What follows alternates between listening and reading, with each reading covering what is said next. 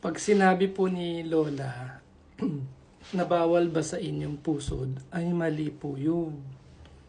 Kasi po yung pusod, kailangan po yun basain, sabunin at saka banlawan para malinisan po siya. Huwag kayong matatakot, pwede po yung basain yung pusod.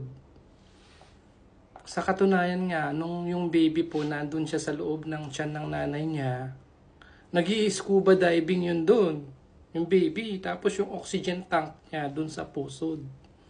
Kasi dun yung oxygen niya.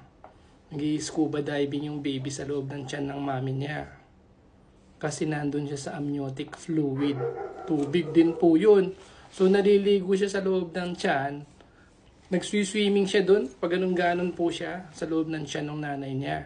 Tubig po yun. Amniotic fluid. So nandun siya sa tubig sa loob ng tiyan. Tapos sasabihin ni Lola, bawal daw basain ang tiyan.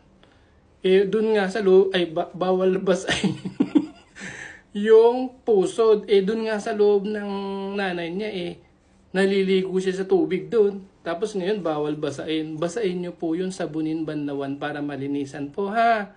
Thank you po.